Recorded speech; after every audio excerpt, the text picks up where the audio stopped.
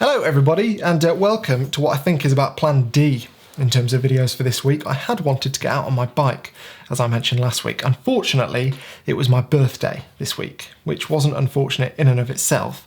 It's just that when I was opening my present, felt like a 9-year-old, I soon realised I wasn't 9 when I went to turn and realised that my body hadn't pre-approved that turn, and as a consequence, I started getting back spasms, which wasn't much fun, and I soon realised that it probably wouldn't be a good idea to carry a heavy camera bag on my back this week whilst riding a bike. So I've had to delay that to next week, not the end of the world, because it was raining anyway. And I thought what I'd do this week is do a bit of a Q&A, which I haven't done for years, and I could tell I haven't done it for years because I put a little thing on my Instagram stories asking if you had questions. I expected 5 or 6 questions maybe. I got a few more than that. So I'm going to go through some of them in this video. Not all of them, because luckily some of them are basically the same question. Other ones follow very similar themes, and as a result, I don't need to talk about all of them, but I'm going to try and answer a question in each theme in a broad enough manner that it covers everyone's questions. Hopefully that makes sense. Let's answer a question. So first question, actually, before I get to any of these, a lot of people ask my age. I'm 32. Currently, which changes every year. So I was born in 1989, so if you're watching this in a few years' time, you can do your own maths.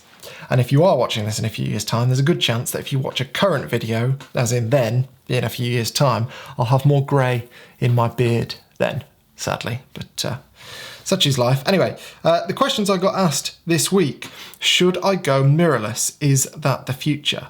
What I'd say to that is, if your camera is a perfectly good camera, if you really get on with it, and the only thing you'd change about it is that you don't want it to have a mirror, or you prefer mirrorless viewfinders, I don't think that's a good enough reason to change your camera. I think you'd be better off waiting until there were lots of other reasons to change your camera as well, and then when you come to do that, then look at mirrorless options. But for the time being, maybe spend the money you would have spent on a new mirrorless camera, maybe spend that money on like a trip or something that will enable you to actually take better photos. Because I think the difference between a mirrored camera and a mirrorless camera in and of themselves is not a big enough difference to make any impact on your actual photography.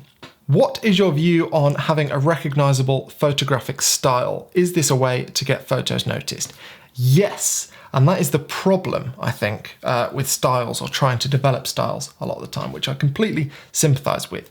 Having a style in photography is important, particularly if you want to do things like commercial work, because then people know what to hire you for. If you've got a very set aesthetic for your photos and your photography, then people will know what to come to you for. And because of that, people like to develop a style sooner than perhaps they're ready to, or sooner than when it organically happens. And it needs to be an organic process. And I think the problem is a lot of the time people know that they need a style or think that they need a style, and therefore they just kind of try to develop one off their own backs. And they'll say, yeah, I'm only going to shoot in snow in the mountains in December. That's what I'm going to be known for. Blue, cold hues. And then it gets to summer and they've got nothing to shoot. They don't take the camera out because that's not their style. And consequently, they miss lots of opportunities to take photos that they would really enjoy taking. And I think that's a bit of a problem. So your style should be an organic thing that develops naturally. It will take years. It will take thousands of hours of photographing, but it will happen naturally. You don't need to worry about consciously thinking of it, because naturally you'll end up taking the kinds of photos you want to take, using the colors that you like to use, with the compositions that kind of naturally draw your eye, with the focal lengths that naturally appeal to you. All that stuff happens naturally with experience, and it's not something you need to actively chase, I would suggest. Can we stop people asking about NFTs? It's mental. What are your views on them? I don't mind the idea of NFTs, to be honest. I like cryptocurrency as a whole in general. I love the idea of it. The fact that when I pay someone at the moment using normal currencies, if I pay someone in America, or if I buy something in France, or if I want to exchange value with someone in New Zealand, there has to be somebody in between me and that other person, normally a bank or a currency exchange company, and they take a cut, and it's just a terrible way of doing things. So I like things like Bitcoin, where I can exchange value with someone else with nobody else being involved. I think that is a very good idea. And NFTs, I think, is a good way for artists to make money, and I think is a good way for people to store value and store wealth in terms of asset building and all that sort of stuff. So NFTs as a whole, I don't really have a problem with it. I think at the moment it's a bit of a cowboy landscape, and I don't think people really know how to price NFTs. I don't know if people really know what they're worth, but in the future, I think it's quite a cool thing. And I'm certainly going to investigate how I can buy other people's work and how I can sell my own, I think. Not quite yet, though, because I do think it's a bit young and people don't really know what it is and what's going on. Who are your favourite modern (living) photographers who you draw inspiration from? People like Dan Tom. I'd suggest search for Dan Tom on Instagram. He's got phenomenal images. And people of that vein. I'm struggling to think of others at the moment. But yeah, people and accounts like that. Do you ever get flack from other photographers because you shoot with a crop sensor? No, I wouldn't say I do. I get flack from people in YouTube comments sometimes, in fact, a lot, but typically established photographers appreciate that you can get good photos with any size sensor. So no, I wouldn't say photographers give me any flack about that. Any advice for making money with photography as a teenager? Yeah, offer photography to family and friends, stock sites, photography stock sites. So if you take loads of good photos, upload them to stock sites and see if they sell. Stock and micro stock, I'd suggest. What else? One thing I would say about making money from photography as a teenager, it's probably not the easiest way to make money as a teenager.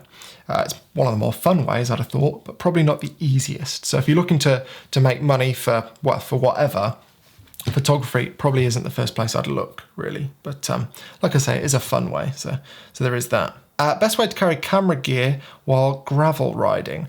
I'm not an expert on this. I'm searching for the answer myself. I've suspected that I think a backpack is probably the easiest way, just because of vibrations while you're riding. Vibrations are not good for cameras, and therefore I've resisted the temptation to buy handlebar bags and stuff, but maybe I will in the future. Any tips, tricks on how to keep the other half happy while waiting for the light to get that perfect shot? Yes, layers, make sure they're warm enough, and chocolate, make sure they're not hungry. Those two things seem to be the best. And make sure they've got a good book as well, maybe. Yeah. What turned you away from composites towards landscape photography? Yes, so 4 or 5 years ago, I was doing composite photography, by which I mean I was taking photos and then merging those together, stitching them together in Photoshop to create something that couldn't or doesn't exist in real life. And I had a lot of fun doing that, but about 4 years ago-ish, I started a YouTube channel, which meant that I was spending loads of time in Photoshop and then loads of time in Premiere Pro, basically editing. I was spending all my time at a desk editing, which I really didn't like. One of the main reasons I took the leap into photography as a full-time career is that I wanted to spend more time outside, and all of a sudden I was spending all my time indoors, which I didn't like, so something had to give. Luckily, about the same time, I started enjoying sort of normal one-frame photography more than I ever had, so that kind of naturally took over, and I started getting commercial work for that sort of thing, and yeah, so I went from there really. Kind of worked quite well, I suppose. How much do I really need Photoshop if I already have Lightroom? Less and less as time goes on. I use Photoshop an awful lot less than I did 3, 2, and 1 years ago in kind of a linear line, because Lightroom is improving all the time and taking features, not taking features away from Photoshop, but kind of leaning into what Photoshop can do and what Lightroom didn't used to be able to do. If I need to make tweaks like loads of cloning or loads of like color tweaks to individual colors, then sometimes I'll still go into Photoshop, but for the main, I mostly just use Lightroom now. So I'd say probably not that much. How do you know when an edit is finished?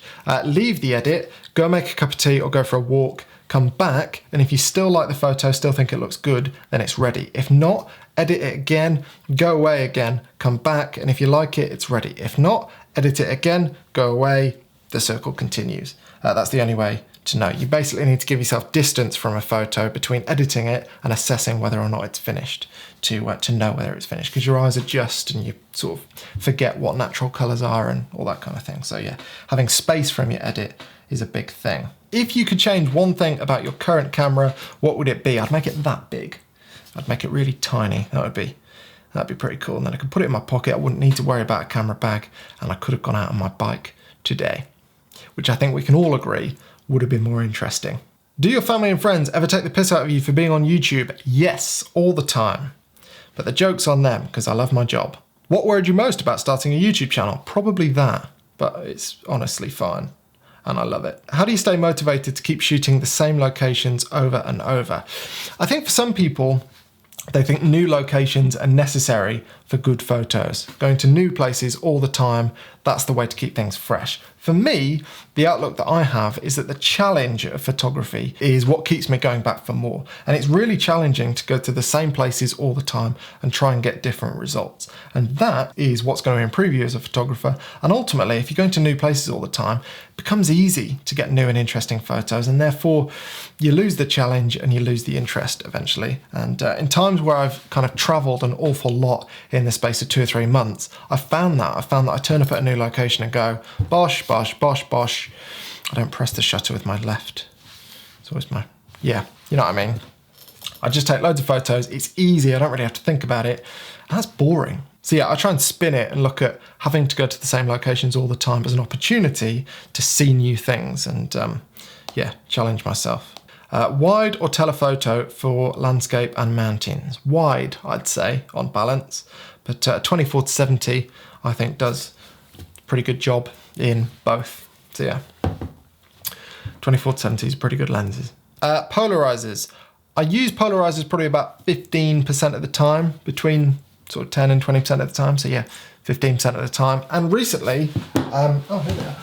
I've been using case filters, which are magnetic circular filters. So basically, on your lens, just bosh. You don't have to screw it in or anything. It just goes on there and then becomes a normal circular polarizer. And yeah, I'd say for polarizers, I use them, 10 or 15% of the time, usually when I'm shooting water to remove the glare. But whenever I use a polarizer, I take a photo with a polarizing effect, and then I take a photo without the effect, because sometimes you find that you don't actually like the polarization effect.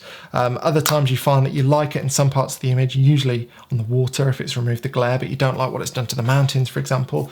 So I like to be able to either mix and match and mask away parts of the polarized image in post, or I might just find that I actually don't like the polarized version. So yeah, 10 to 15 to 20% of the time. How did you become a Lumix ambassador?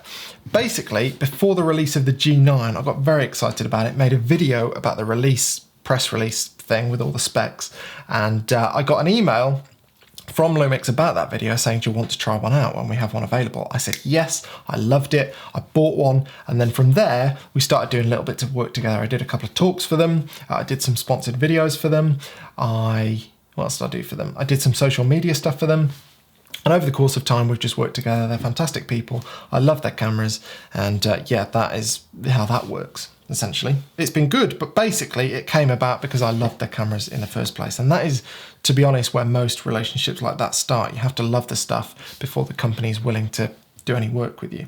It doesn't really work that well if the company approaches you first and you're kind of like, well, yeah, all right then.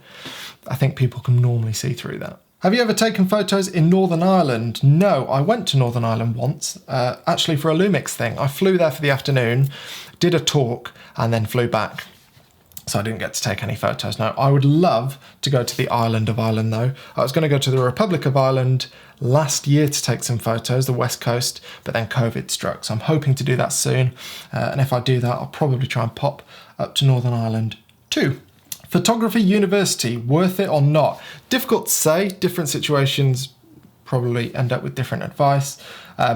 I will say that most of the people I know who are now successful photographers didn't have any formal training in photography. So make of that what you will. Your Peak Design strap clamp, I assume that means the capture. Do you trust it enough to ride with your mountain bike? Yes, I would, but if I was on like a mountain biking section, like a proper rocky section, I probably wouldn't have it on the clip, because even though it would hold it in place, the vibrations would probably not do an awful lot of good for the camera. So it stays in the bag when I'm on a proper mountain bike techie trail.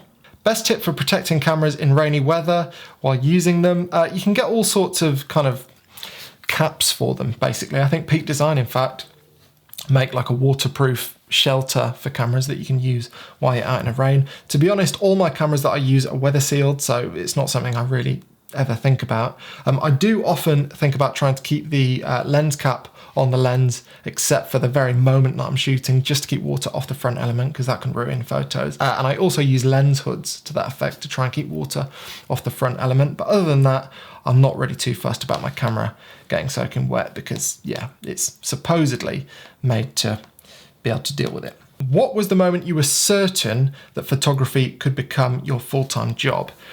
Probably when I got to the point where I was earning like double what I was in the job that I was doing before photography, which probably sounds quite late, I imagine. You probably think, well, if you were earning the same as what you were earning before, surely you'd think,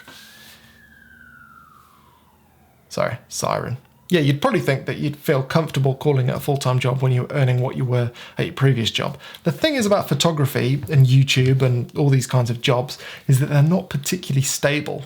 Like YouTube could change their algorithm tomorrow like that, and I'd be probably a bit stuffed. Similarly, I could get hit by a bus tomorrow, lose the function in both my legs, and that would have a big impact on me obviously being able to walk up mountains and stuff. So I'm conscious that what I'm doing at the moment is not particularly stable, which means A, I really appreciate it, but B, I save money. And it's made me kind of quite careful compared to how I used to be when I just had a normal job and I could kind of bank on the fact that I had skills that were transferable. I don't know what I'd do if it wasn't for what I'm doing at the moment. So yeah, it's going really well, and I feel like I'm comfortable in my kind of full-time photography environment, but I am aware that it could change at any point. So I'm kind of, yeah, cautious of that. Next, travel destination. I'm going to Scotland in a few weeks. I'm going to go and make videos and photos. I'm not even going to take a computer. I'm not going to spend any time that week at a computer. I'm going to spend all my time outside. I can't wait. After that, kind of internationally and stuff, I really, really want to go to India, which isn't going to happen at the moment because COVID is quite bad in India, but I would love to go to India. I've always wanted to go, never been. Cuba. I have been to Cuba, absolutely loved it. It's kind of lost in time, particularly in Havana, because a lot of the time in cities, even if you're in places with really nice old buildings, then for photography, things like cars or signage can ruin it. Whereas in Havana, all the cars are still 60 years old. So it just looks like a completely different era. And photographically, that is awesome. And I absolutely love the thought of that. Also the US. I've not been to America for 5 or 6 years now, so I'd love to go back to America. But yeah, that's probably international stuff. COVID has really got in the way of that. I think I would have ticked some of those boxes in the past year had the pandemic not hit, but it's really not been that bad for me, so I can't complain. What's the best way to get interesting photos at popular touristy locations? I'd say the fact that you're asking that question shows that you're already aware of it and on the right lines. That's half the battle, to be honest, being aware of the fact that when you're at touristy locations, there's 1 or 2 shots that you're probably going to be drawn to because they're familiar and you've seen them before via other people's photos, and taking yourself out of that and thinking about how you can make different photos. That's the name of the game, really. And the fact that you're aware of it shows that you're probably going to achieve it. So yeah, being aware of it is what matters there. What do you think is the most underrated piece of equipment for beginners? Spare batteries. Definitely. The number of beginners I see who run out of batteries on their cameras and then they can't practice photography because the battery's gone. Yeah, just buy spare third-party batteries. Done. What's your biggest photography weakness? Sunrises. I really, really struggle to do sunrises. I'm working on it, but that is by far my biggest problem, particularly in summer when sunrise is before 4 a.m. I really struggle with it, but yeah, I'm working on it, trying to get to bed earlier to solve that.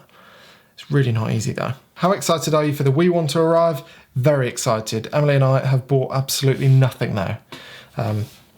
Little Nipper's due in August, and we've got nothing. So, bit of a concern that. I'm sure it'll be fine. Will you be making another book soon? Yes, probably later this year. It'll be around for later this year. But basically, because of the pandemic, I'm changing the book to be 18 months rather than a year, because I didn't take loads and loads of photos last year compared to the year before. So I'm making it 18 months so that the book is a bit more interesting, essentially. So it'll be out later this year. And finally, how is your Welsh coming along? Yeah, not great, Paul, to be honest. Not good at all. I do need to work on my pronunciations because when I'm pronouncing mountain names and valleys and stuff, it's embarrassing. Emily is going to try and learn Welsh, I think. And I did start learning Welsh when I moved here as a teenager, but I was quickly way out of my depth. So yeah, I'm absolutely going to try, but I'm not convinced it's going to go very well. Anyway, thank you very much for watching. If you've got any other questions, do leave them in the comments of this video, and I'll use those comments to form the next Q&A. So hopefully I've given some more answers than raised questions, I don't know. But yeah, next week, fingers crossed, I don't pull my back and I'll be out on my bike with a camera bag on my back. Unless Lumix has worked out how to make my camera that big, but I think that might be unlikely. But yeah, we'll see, and I'll see you then. Cheers.